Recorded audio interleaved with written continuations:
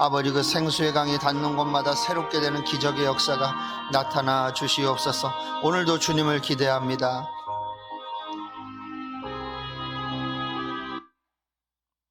여호와여, 내가 주께 피하오니 나를 영원히 부끄럽게 하지 마시고 주의 공의로 나를 건지소서.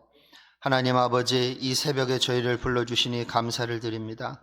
오늘도 주님께 피합니다. 주님의 날개 아래서 평안히 지켜 주시옵소서.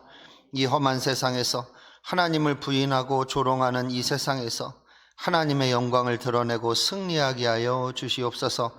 내가 가는 모든 곳에 하나님의 공의가 임하여 주시옵소서. 그래서 모든 상황 속에서 간증이 있게 하시고 하나님의 선하신 도우심을 경험하게 하여 주시옵소서. 주 예수 그리스도 이름으로 기도 올리옵나이다. 아멘. 하나님 말씀입니다. 구약성경 에스더 1장 1절부터 4절까지 말씀입니다. 구약성경 750페이지입니다. 구약성경 750페이지 에스더 1장 1절로 4절입니다.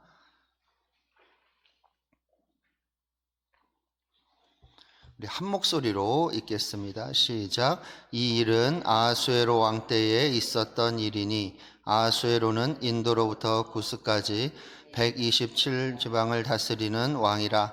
당시에 아하수에로 왕이 수산궁에서 즉위하고 왕위에 있은 지 제3년에 그의 모든 지방관과 신하들을 위하여 잔치를 베푸니 바사와 메대의 장수와 각 지방의 귀족과 지방관들이 다 왕 앞에 있는지라. 왕이 여러 날 곧 180일 동안에 그의 영화로운 나라의 부함과 위엄의 혁혁감을 나타내니라. 아멘. 사자성어 중에 각자위정이라는 말이 있습니다. 각자 도생과 비슷한데 각자위정은 저마다 자기 살 길을 찾는다. 저마다 자기 살 길을 찾는다는 말입니다. 각자위정. 본문은 쭉 우리가 시간 관계상 다 읽지 않았지만 에스더 1장을 쭉 읽어보면 본문은 목전의 이익과 유불리를 따라서 사는 인간 군상들의 모습을 보여줍니다. 그들이 흔들고 있는 깃발은, 그들이 바라보는 표대는 무엇입니까? 목전의 이익과 유불리예요. 그들에게는 진리도 없고 영원한 가치도 없습니다. 단지 목전의 이익과 유불리만 있을 따름이에요. 비정한 현실인 거죠.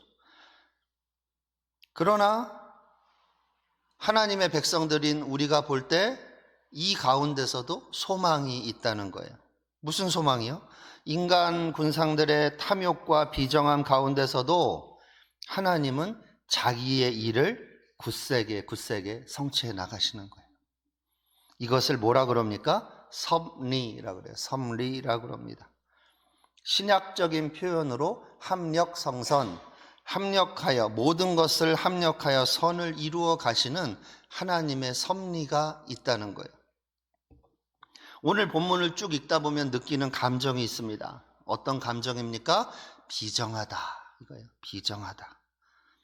본문의 내용을 요약하면 이래요. 왕이 잔치를 베풀어요.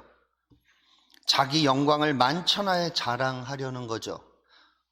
마치 느부갓네살 왕의 교만함을 보는 것 같아요.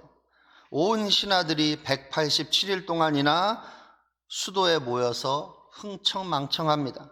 잔치를 베풀어요. 무슨 잔치를 187일 동안이나 합니까?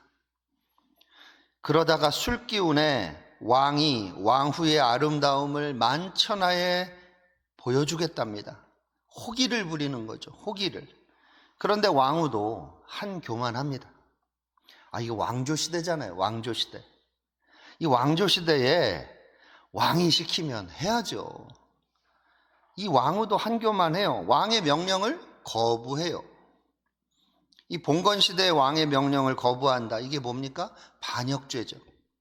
이 틈을 노립니다. 누가? 신하들이. 왕후를 폐위시키자입니다. 그리고 새로운 왕후를 선발하자입니다. 이렇게 보면 뭐예요? 왕과 왕후는 사실은 겉으로는 부부관계인데 이게 정치적 관계예요. 부부가 아니고 정치적 관계입니다. 마치 사도세자를 보는 것 같아요. 세자가 뒤주에 갇혀 있는데도 신하들이 아무도 말리지 않았다 그러잖아요. 비정한 현실이죠. 성도는 비정한 현실을 살아갑니다. 오늘날 대한민국도 본문과 다르지 않아요. 우리가 살아가는 직장이라는 곳, 사회라는 곳, 학교라는 곳, 내가 만나는 사람들이 이렇다고. 사실 겉으로는 예의로 포장되어 있지만 실제로는 비정합니다. 목전의 이익과 유불리가 중요해요. 나에게 친절하게 대해주는 이유는 목전의 이익과 유불리가 있기 때문에 대해주는 거예요. 내가 좋아서가 아니라는 거죠. 오늘날 우리나라도 똑같고 심지어 교회도 그렇습니다. 교회도 그래요. 비정해요. 그런데 소망이 있다는 거예요. 누구에게? 성도에게는. 왜? 하나님이 자기 하실 일을 굳세게 해 나가시는 거예요. 추진해 나가시는 거예요. 인간 군상들이 각자 위정하면서 저마다 자기 살 길을 찾아요. 무엇에 따라서? 목전의 이익과 유불리를 따라서. 그러니 이 세상은 탐욕과 비정함으로 뒤얽혀 있는 거예요. 너무 혼란스러워요. 이 얽힌 실타래를 풀어낼 수가 없을 만큼 인간 사회는 탐욕과 비정함으로 가득 차 있습니다. 하나님이 보이지 않는 것 같아요. 하나님이 있긴 어딨냐는 사람들의 자조 섞인 말, 또 교만한 말들이 여기저기서 터집니다. 그럼에도 불구하고 하나님은 자기 일을 해 나가신다. 여기에 소망이 있는 거예요. 세상이 아무리 어지러워도 하나님은 자기 일을 하십니다. 그래서 하나님은 이런 말씀으로 우리를 깨우쳐 주세요. 우리 말씀 하나 찾아볼까요? 이사야서 55장 10절 11절입니다. 이사야서 55장 10절과 11절.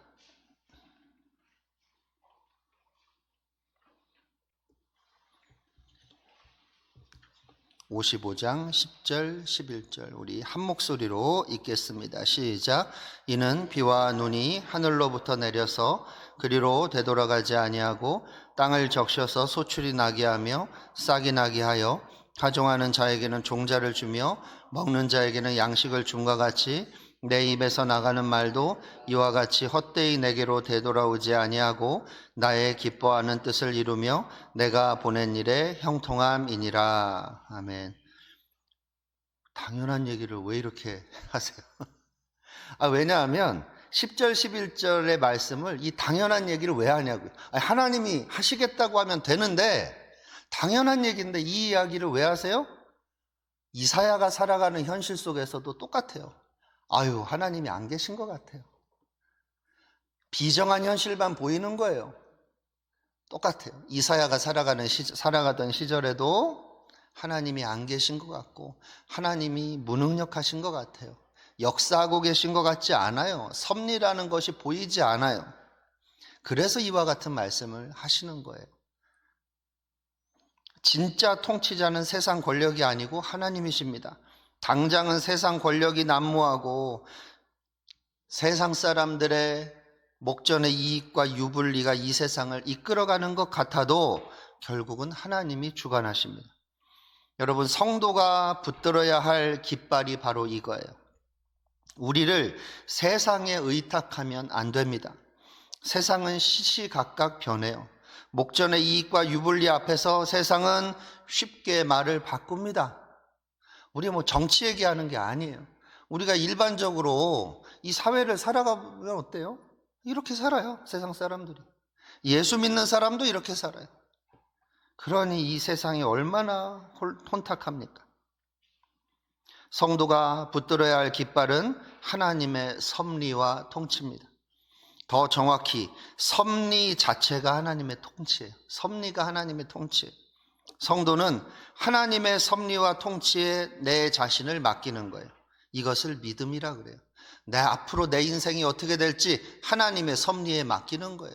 우리 가족이 어떻게 될지, 내가 하는 직장이, 나의 비전이, 내 인생이, 내 자식이, 내 손주들이 어떻게 될지는 내가 결정하는 게 아니고 하나님의 손에 얹어드려야 되는 거예요. 그분이 하시기에 놔두어야 하는 거예요. 겉으로는 하나님이 안 보이는 것 같아요. 내 삶의 현실에도 하나님이 안 계신 것 같아요. 그렇지만 하나님의 섭리에 맡겨드려야 하는 거예요. 이것이 믿음이에요. 지금 당장은 하나님의 섭리의 손이 보이지 않고 하나님의 통치가 멀어 보일 때가 너무나 많아요. 기도해도 이 응답이 될까? 응답을 그렇게 많이 받고 간증도 그렇게 많이 했는데 또 기도하면 아유 될까? 하나님이 들어주셨을까? 들어주시면 뭐해? 응답은 언제 되는 거야? 답답해요. 될지 안 될지 불안해요. 당장은 하나님의 손에 보이지 않고 섭리의 손이 보이지 않고 하나님의 통치가 멀어 보일 때가 있다가 아니라 많아요. 그런 경우가 훨씬 더 많아요. 아니, 더 정확히 절대 다수가 멀어져 보여요. 아니, 목회를 해도 그래요. 교회에서 사역을 해도 무슨 하나님이 이렇게 역사를 안 하시나 할 때가 너무 많아요. 아니, 그럼 세상을 살아가는 성도들은 어떻겠습니까? 교회 안에서도 목사가 보면 하나님이 역사하고 계신가 의심이 될 때가 너무나 많은데 성도가 살아가는 현실은 더했으면 더했지 덜하지 않다는 거예요. 우리 고린도후서 말씀을 찾아보겠습니다. 고린도후서 6장 8절 하반절부터 10절 말씀입니다. 하나님의 섭리가 어떻게 역사하는지 잘 보여주는 말씀이에요. 고린도후서 6장 8절 하반절부터 10절까지 우리 함께 읽겠습니다. 시작. 우리는 속이는 자 같으나 참되고 무명한 자 같으나 유명한 자요 죽은 자 같으나 보라 우리가 살아있고 징계를 받는 자 같으나 죽임을 당하지 아니하고 근심하는 자 같으나 항상 기뻐하고 가난한 자 같으나 많은 사람을 부유하게 하고 아무것도 없는 자 같으나 모든 것을 가진 자로다. 이게 하나님의 섭리의 손이 성도에게 이렇게 나타나요. 그래서 섭리를 경험하는 사람은 나중에 간증할 때는 기쁜데 그 경험하는 과정에서는 조마조마한 거예요. 초조한 거예요. 왜요? 속이는 자 같으나 참돼. 세상 사람이 우리를 볼 때 야 그런 소리 그만해라. 예수쟁이들 다 하는 말 그거 어떻게 다 믿냐. 하나님이 계시긴 어디 계셔. 근데 시간이 지나고 보니까 아이고 하나님이 진짜 계신가 보네. 그런 얘기를 하게 만들어요. 또 무명한 자 같으나 유명해요. 죽은 자 같으나 살아있어요. 이게 뭐예요? 아이고 망했다. 내 인생 끝장났다. 내 인생은 소망이 없다. 그럴 때 하나님이 우리를 건져주시는 거예요. 아 하나님이 살아계시는구나. 내 인생 사는구나. 내 인생 무너지지 않는구나. 이 고백하는 거예요. 징계를 받는 자 같으나 죽임당하지 않아. 참 이 세상 왜 이렇게 힘들어 살기 싫어 할 때에 우리를 하나님이 건져주세요. 우리는 근심 걱정에 눌린 사람 같아요. 그냥 늘 한숨 쉬고 예수 믿어도 똑같네 하는데 하나님의 능력이 나타나니까 섭리가 나타나니까 다시 기뻐요. 예수 믿는 거 이 맛에 예수 믿지 그런다고요.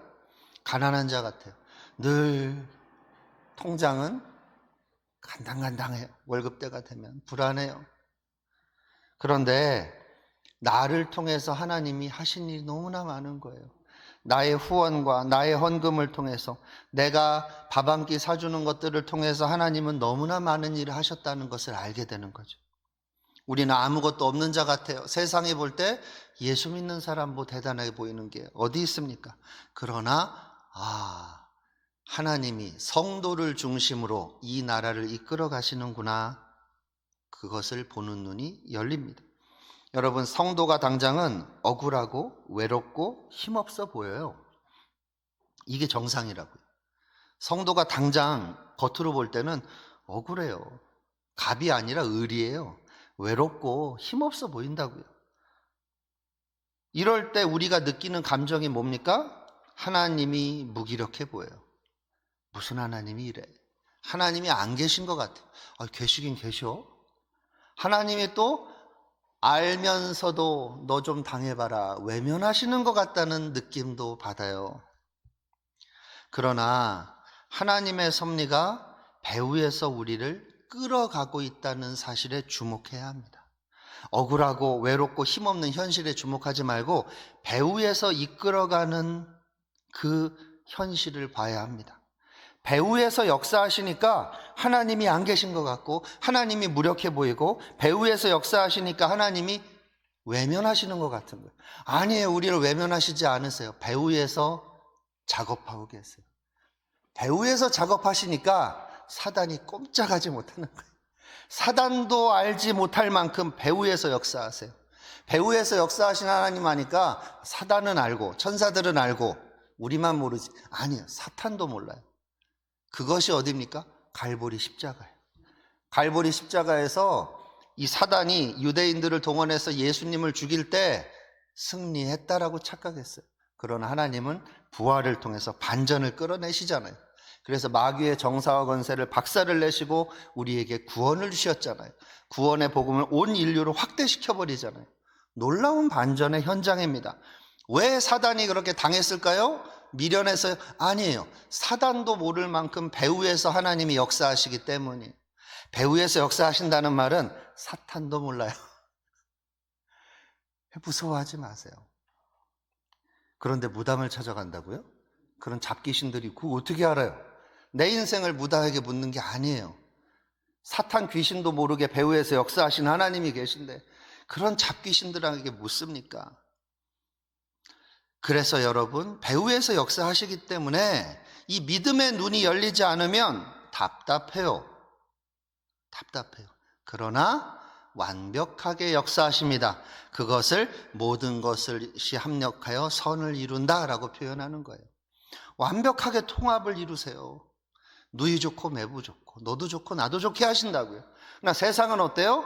너는 죽고 나는 살자, 이 말 아니에요? 이게 세상이에요. 비정한 현실이죠. 하나님의 섭리는 항상 반전으로 나타납니다. 이젠 끝났구나 하는 순간에 하나님이 등장하십니다. 그래서 판을 뒤집어 버리세요. 이것이 에스더서입니다.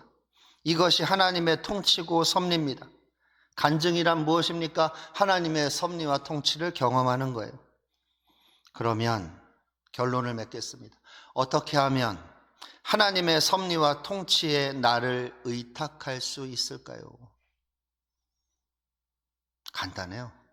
잠잠히 입 딱 다물고 하나님을 주목하는 거예요. 자꾸 이 사람 저 사람 찾아다니고 자꾸 일희일비하고 자꾸 불안해하면 하나님께 주목이 안 돼요. 마음이 불안해도 입을 닫고, 그렇죠? 친한 권사님이 커피 한잔 하자 그러다 아니 잠깐 나 1시간만 본당에 가서 기도할래. 이따 만나자. 입 딱 닫고 여기 오셔가지고 기도하시는 거예요. 또 교회 오기 어려우시면 화장실이라도 가셔가지고 회사에서 그냥 조용히 기도하세요. 잠잠히 하나님을 주목하는 거예요. 입을 다물고 기도하는 겁니다. 하나님, 한마디 하시면 뭐 하시는 겁니까 이거? 왜 이러세요? 주님께 주목하세요. 입 다물고 주님께 입을 열면 돼요. 잠잠히 주목하세요. 하나님을 주목하되 하나님이 어떻게 준비하시고 어떻게 상황을 이끌어 가시는지 보여달라고 기도하십시오. 하나님이 지금 배후에서 어떻게 일하시는지 너무 답답해서 내가 지금 너무 미치겠습니다. 기다렸는데도 삶의 현실이 이렇습니다. 배후에서 당신이 어떻게 일하고 계십니까? 좀 알려주십시오. 그럼 알려주세요. 기도 가운데 깨우침을 주실 수도 있고, 성도의 교제 가운데 깨달을 수 있고, 찬양 가운데, 기도 가운데, 또 성경을 읽는 가운데 깨우침 받을 수 있어요. 또 일상 가운데 깨우침 받을 수 있어요. 어떤 방법을 통해서든지 하나님이 배후에서 어떻게 역사하시는지를 점점 더 시간이 갈수록 점점 더 잠잠히 주목하는 것을 반복할수록 더 구체적으로 보여주십니다. 창세기 24장 21절에 이렇게 말해요. 그 사람이 그를 묵묵히 주목하며 여호와께서 과연 평탄한 길을 주신 여부를 알고자 하더니, 이런 은혜가 있기를 바랍니다. 잠잠히 주목하는 오늘 하루 됩시다. 주목은 한다는 것은 뭐예요? 그냥 입만 다물면 안 되고 기도한다. 하나님, 답답합니다. 배후에서 어떻게 일하고 계십니까? 저는 그런 기도 가끔 해요. 예, 하나님 어떻게, 왜 이래요 주님? 지금 뭐 하시는 겁니까 주님? 나 이런 식으로 주님 나오시면 안 합니다. 아니 뭐 설명을 해주시든지 해명을 하십시오 그래요. 제가 잘하는 기도가. 그러면 해명을 주시더라고요. 재밌는 거. 그래 힘들지. 어이 그럼 당연하지요. 그냥 답을 주세요. 근데 그거 붙들고 사는 거예요. 단순히 버티는 게 아니에요. 소망이 느껴져요. 아, 내 인생 열리는구나. 뭐가 되겠구나. 합력하여 선을 이루시는구나. 깨달음는 은혜를 허락하여 주십니다. 이런 은혜가 오늘도 있으시길 바랍니다. 기도하겠습니다. 하나님 아버지, 오늘도 하나님 앞에서 살아가기 원합니다. 오늘도 하나님을 경외하면서 살기 원합니다. 은혜를 부어 주시옵소서. 무엇보다도 합력하여 선을 이루시는 섭리하시는 하나님을 바라보는 눈이 열리게 하여 주시옵소서. 잠잠히 하나님을 주목하게 하시고 하나님께 나아가 하나님께서 역사하시는 그 배후에서 일하시는 것을 깨닫게 해달라고 기도할 때 우리의 믿음의 눈을 열어주셔서 하나님이 어떻게 일하고 계신지 바라보는 눈을 열어주시옵소서. 이제는 우리 주 예수 그리스도의 무한하신 은혜와 아버지 하나님의 영원하신 사랑과 성령 하나님의 역사하시고 교통하시고 위로하시는 은혜가 배후에서 일하시는 하나님의 섭리에 눈이 열리기를 간절히 소원하는 모든 하나님의 백성들 위해 넘치도록 함께 있을지어다. 아멘.